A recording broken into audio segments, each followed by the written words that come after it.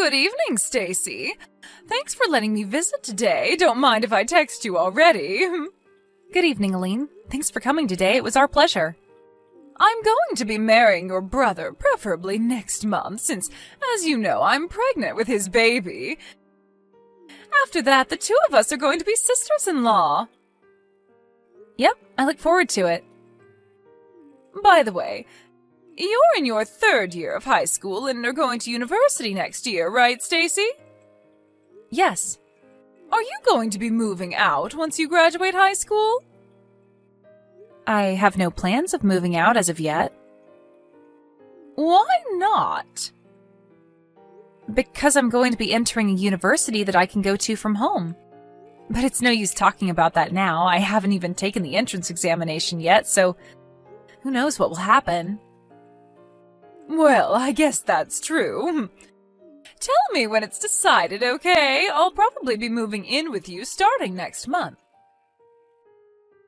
Oh, is that so? Well, I hope we can get along with each other when that happens. Hi, Stacy. Care to explain what's the meaning of this? What? My wedding ring was found in your room. I was looking for it these past few days since I thought I lost it, but to think that you stole it? Hold on, I did no such thing. But I found it in your room, under your desk as if you were trying to hide it. I probably would have never found it if I didn't happen to decide to clean your room. I've told your brother and your parents about this. Everyone was furious. It seems that you were going to be staying here and go to university from home, but I told everyone that I'm scared of living with a thief when my baby is about to be born, and they all agreed to make you leave the house. But you didn't even listen to what I had to say. This is too unfair. But there was concrete proof that you had stolen it in the form of my ring hidden in your desk. I did no such thing, I promise you. No matter. Just hurry up and come home. Your high school graduation ceremony should be done by now, so hurry up and pack your stuff because you're going to be leaving. I'm telling you, I didn't do it.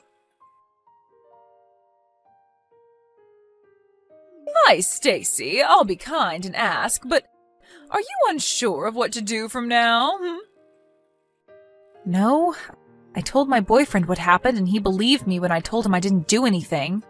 I'm going to be living with him in his apartment for now. Oh? Well, look at you. I didn't know that you had a boyfriend. Yes, we've been going out since the 2nd year of high school. I'm extremely grateful since I'm going to have to pay for my living expenses and university tuition on my own from now on. You brought this upon yourself. You went and fooled even your boyfriend? You're so young, but already so devious. I didn't do anything, but don't worry, I have no intention of returning home. Is that so? But let me ask you one question. Why did you hide your ring in my desk? Well, I guess if you don't have any intention of returning, then... You see, I want to have a share in your family's property. Our property? Like I was saying, I wanted your property, so I seduced your brother, Charles, and made him drunk, bringing him into a love hotel. As you can see, my plan of getting pregnant with his child so he had to marry me was a huge success. Your brother is such an idiot. Seriously? And if I chase you out of the family, then my portion of the inheritance after your parents die will be larger, since you'd no longer be there to compete with me. Which is why I came up with the idea of making it seem like you stole my ring. But it's also no use telling your parents about it now. Now that I've had a baby, they can't possibly make me leave anymore as the wife of the eldest son. Not only that, but you're a thief in their minds.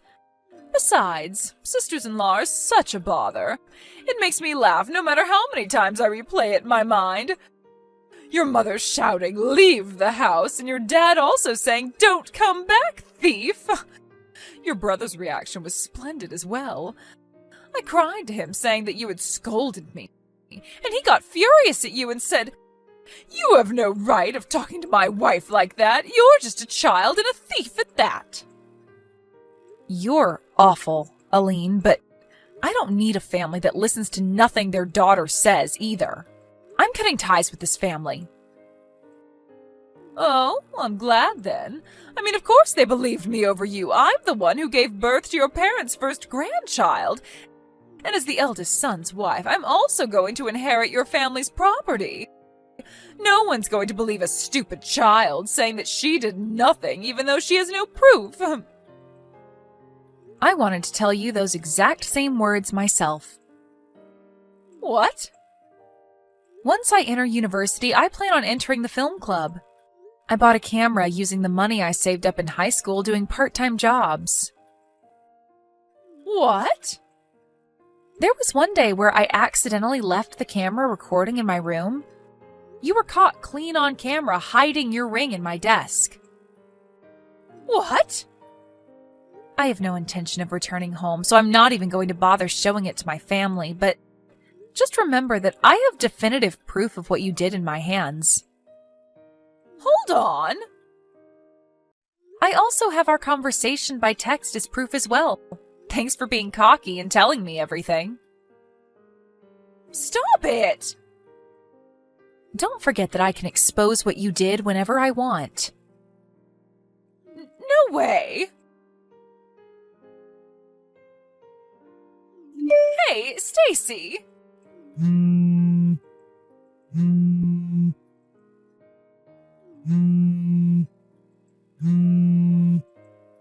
Stacy! Just what do you think you're doing? Oh, Aline, long time no see. Stop acting all calm. You know why I contacted you, right? Oh, I guess. You're talking about the movie that's currently in cinemas, The Empty Family and Me, right? Yes, but what happens in the later half of the movie is different, but the scene where the family kicks their daughter out of the house for a crime she didn't do, it caused a commotion in your family because it's what happened to you, no matter how you look at it. And doing some research, we found out that the novel that the movie was based on was written by your husband. Yes. So you went out of your way and told your husband about it? So you could have it published as a novel and even made into a movie? Don't you think that that's a little too evil? I told you a few days after I was kicked out of the house 10 years ago that I would be temporarily staying with my boyfriend at his apartment, right? My boyfriend at that time became my husband. Huh? I'm going to tell you this so you don't have any misunderstandings. My husband hasn't said that that novel was nonfiction, but neither did he say it was fiction. The novel that my husband wrote was a huge success and was made into a movie. That's all the truth to it. Whether you interpret it as what actually happened 10 years ago is completely up to you. Your family finally noticed. I was divorced because of it. Is that so? What's with that reaction? Because of you! It seems that my brother contacted my husband soon after the movie was released. What? My brother and my husband knew each other from before I was kicked out of the house and had each other's contact information. It even seems that my brother found out we married from a mutual acquaintance. Apparently my brother, after calming down, took his time to think about the incident more logically. But since all my parents could think about was their grandchild, he couldn't talk to them about it since they would always side with you. He spent the next 10 years unsure as to what really happened. But over time, my parents also started thinking a bit more logically. That movie was the final push they needed to be sure of my innocence. My brother had a lot of questions for my husband, so they met. And my husband told my brother everything that I had told him about the incident. Huh? He also showed him the camera evidence and screenshots of the conversation we had on text a few days later after I was kicked out. I had given them to my husband because he said that he wanted to use it as inspiration for his novel. No way! My husband, the author of that novel, he didn't tell me anything about it since I had already given up being reunited with my family. But I guess he just wanted to prove that I was innocent of the crime I was accused of 10 years ago and wanted to tell the world about it in one form or another. At least that's what I think. Are you being serious? Do you know what I had to go through because of that? The baby you gave birth to as part of your plan in making my brother marry you wasn't actually my brother's child, right? It seems that my brother told my husband about that as well. As he grew older, it became more apparent that the child's face and body features didn't look like those of anyone in the family. My brother, after watching the movie and hearing what my husband had to say, decided to test every possibility. So he had him and his son do a DNA test. It came out saying that his son wasn't related to him by blood. Why'd he have to tell your husband about that? Perhaps it's his way of making up for his sins. I also heard about the fight over who would take custody of the child. My brother's trying to take custody, saying that even if they weren't related by blood, he was still his son who he had raised the past 10 years. The child himself is closer to my brother and parents than he is to you. This, combined with other factors like finance and home environment, allowed my brother to successfully take custody. That's what happened, right? It wasn't supposed to go this way. To think that the forced marriage I had succeeded in making happen would fail 10 years later. I could have made it fail at any point by giving my family the evidence, you know. I just couldn't be bothered to do it. I knew your parents cut ties with you, so I didn't do anything since it might harm your child, who was innocent. What? Fast forward 10 years, and it seems like there's no need to worry about that anymore. I'm so glad, but... Didn't you consider what might happen to me? What? If I'm kicked out of this house, then I'll have nowhere to go. Did you have that in consideration when you let your husband publish his novel? Did I have to have that in consideration? What? You're an adult, right? There's no need for me, a stranger, to have your well-being in consideration. You're not a child who can't live without the help of adults. What? Well then, I guess that's all I have to say. Hold on, Stacy. No matter what you say to me, there's nothing I can do for you. Not that I would, even if I could, though. Stacy! We were sisters-in-law, even if it was just a few months. Surely you must have some compassion left for me. There's no way I would have any compassion for someone like you. Goodbye. A few days later, I got a letter from my family apologizing for what they did, thanks to my husband's words saying that you should at least accept the apology as a way to put an end to this business. The stubborn feelings I had towards my family lightened just a bit. So I promised to exchange New Year's letters with them, even though I have no intention yet of coming home. My ex-sister-in-law Aline, on the other hand, it seems that thanks to the kindness of my brother, she was excused of having to pay child support in exchange for her division of property following the divorce, and the alimony she had to pay for cheating on my brother was basically nothing. But since she had no relatives to rely on and had been spending the past 10 years as a housewife in my parents' wealthy home, she was in huge trouble after my brother divorced her and she was kicked out of their home.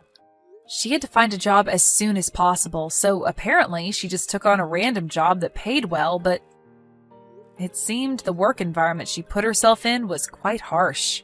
Now she's forced to work every day on the verge of having a mental breakdown. Hello, Miss Jones? Miss Jones in the General Affairs Department? Why are you not at your desk? There is something urgent that I need you to do, but you happen to be away just when I need you here. How useless can you be? What? Oh, it's Miss Smith from the sales department. I hope you're doing well. Hey, come back to your desk right now. We aren't done for the day yet. What are you doing, sneaking in a little bit of a break? You're 7 years older than me, but you're such a useless worker, I tell you. I'm sorry, but I was sent on an errand. What errand are you talking about? You know how our company is planning to have a barbecue party tomorrow? They asked me to go buy some ingredients for that. Oh, it's the one that President Huxley is going to host. He's a great one. He is considerate of his workers, and he is a kind, handsome man. And he's only 32 years old. I wonder if he has a girlfriend. What do you think? Miss Smith, I thought you had something urgent you wanted me to do. What? Oh my God, that's right. I should be back in about 30 minutes, so if you could leave a memo on my desk on what I should do, that would be great. If there is something I don't understand, I'll come to you and ask. Alrighty.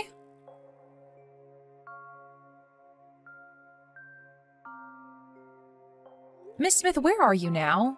The task you wrote on your memo, that's something that has to be finished by today, otherwise it won't meet the deadline. That's right, I told you that's why it needs to be done in a hurry. It looks like the task could have been assigned a month ago. Why has it been assigned now? We have our own situation here to deal with. You people in the general affairs can eat because we in the sales department work our butt off. So stop complaining and just do your work. There is not much time left, so I'll do my best, but please be careful next time. Alrighty. By the way, did you finish getting the things for the barbecue tomorrow? What? Oh, yes. The other staff members are putting the food in the refrigerator right now. I am so looking forward to tomorrow. Say, you know what? I hear that we are free to wear whatever we want to the barbecue. I'm planning on wearing my best outfit tomorrow. What about you? It's a barbecue, so I think I'll probably wear something that I can move around easily in and something that can get dirty. Oh, I see. Well, now that I think about it, I guess people in your department can only wear such things. You in particular can only do these odds and ends types of jobs at the company, right? You are an old miss, after all. All right, I win. I don't know what you mean about winning, but I need to work on the task you asked me to do, so please excuse me here. When you finish with it, print it out and put it on my desk, all right? Hey, Miss Jones. I know you're just a plain office worker, but what is that outfit you're wearing? Jeans and a sweater? You know that the host of this barbecue is our president, right? It's a rare chance for the workers to show ourselves off in front of the young, handsome president. Your TPO is way off. Why, hello there, Miss Smith. Today we'll be cooking meat and washing dishes, so we might get ourselves dirty when doing that. That's why I thought it best to avoid wearing a dress today. You don't understand anything. An event like today is a chance for people to become friendly with the president. Oh, I see. Oh, oopsies. Sorry, I guess you already know your place within the company. That's why you're wearing such a plain outfit. My place within the company? That's right. The office workers basically take care of unimportant errands of the company. That's why you are the server in today's barbecue. Since we are assisting our president, we in the General Affairs Department will be taking care of all kinds of things, but we are not necessarily the servers, per se. Then you can grill the meat for me. That's about the best you could do, old miss. Servers need to take care of our needs, so make sure to obey my orders, all right? As for grilling the meat, everyone is supposed to do their own grilling. What? I need to get more drinks, so please excuse me. What? Hey! Don't ignore me. You're responsible for grilling my meat. Come here quickly and grill me my meat.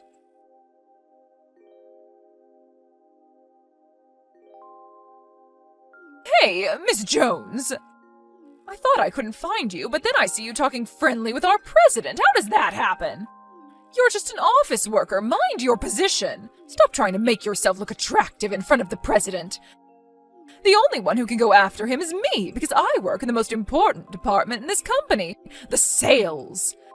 I was serving him some drink just now, and we were getting on quite well. I just need a little bit of time, so don't get in my way. Get away from him right this moment.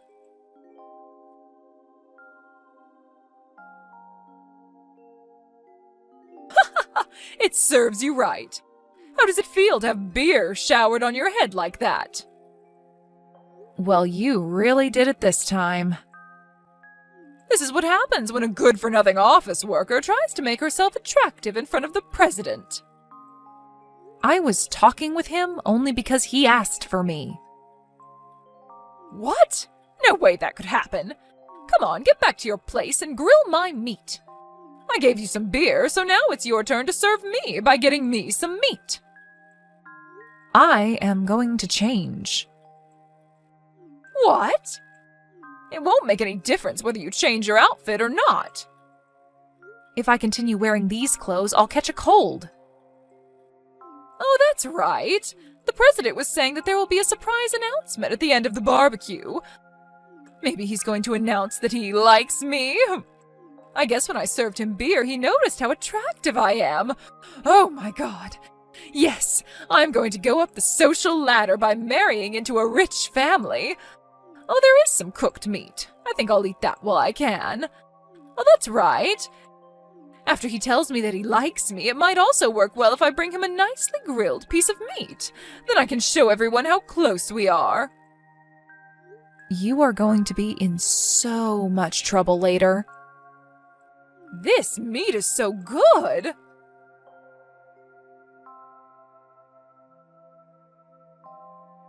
What on earth? What was that surprise about?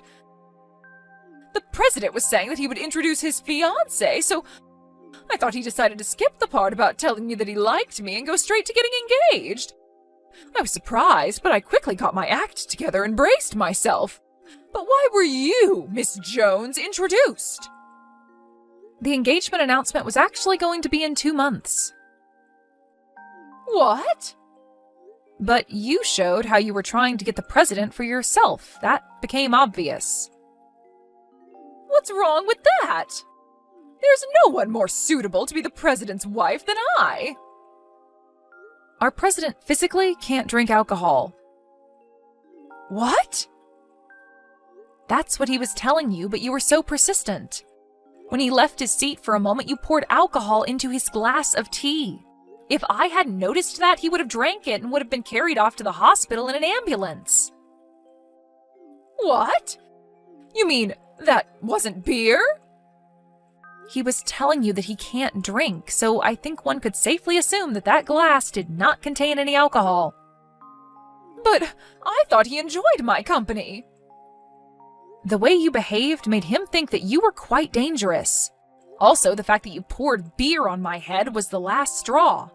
That's why we decided to announce our engagement this evening, although it was a sudden decision. What the hell? Something is just not right. How can a plain old office worker get married to the company president? You're only given jobs that anyone could do. You only do boring work. The president and I have known each other since we were kids. We've been going out since I was around 20 years old. What? We used to work in different companies, but when it was decided that he was going to take over his grandfather's company, he thought it wouldn't be good if his future wife had no idea what kind of company he was going to take over. That's why I ended up changing companies. Well, I see. I guess anyone can do office work, so it's easy to change companies. It seems that you don't understand what office work consists of and that you really don't think highly of it. But I really don't want to be criticized by someone whose sales records are the worst in the department. Well, fine then. If the president is taken, I'll just look for someone else. Someone else? The managing director's son. I hear he's the president of a startup company. The managing director's son?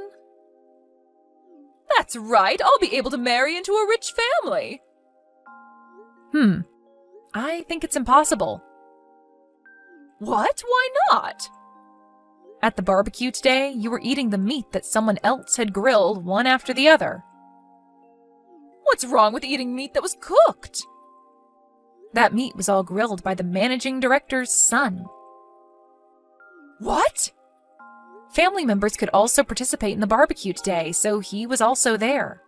I thought we were grilling our own meat, but there was a woman who kept on stuffing herself with the meat that I grilled one after the other. She was wearing this flashy dress that wasn't suitable for the occasion, he said.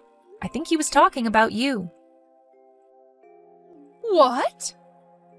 To begin with, I think you have other things to be concerned about right now. What? What are you talking about?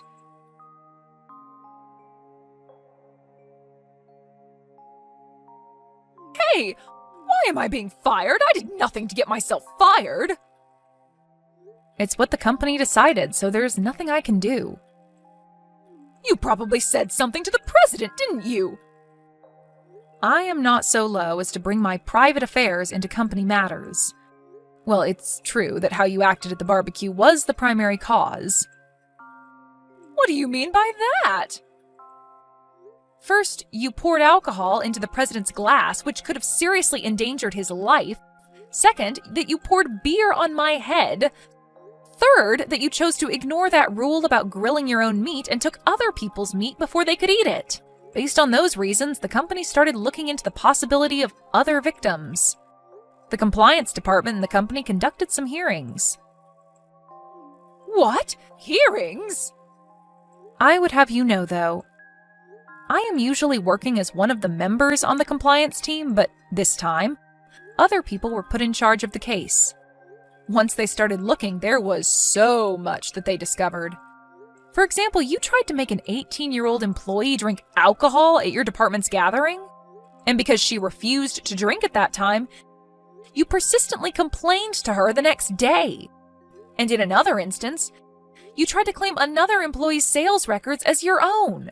And there were many more similar complaints against you that they uncovered. What? Against me? It seems that these facts didn't come out into the open until now. But after gathering the data and finding out that there was so much, and the fact that you had caused our business partners much inconvenience in the past, they decided to fire you. No way! That is all that I have been told. But I think you were told of all this when they informed you that you were being let go. What? It would be better to listen to what other people tell you. If you do that, you can avoid making mistakes so that you can live a better life. That is a given. So that is all. Please excuse me.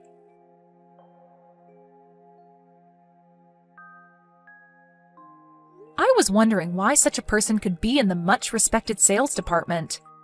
The recently retired ex-manager of the sales department could not say no to someone he owed a favor to, so that's why she was able to join our company.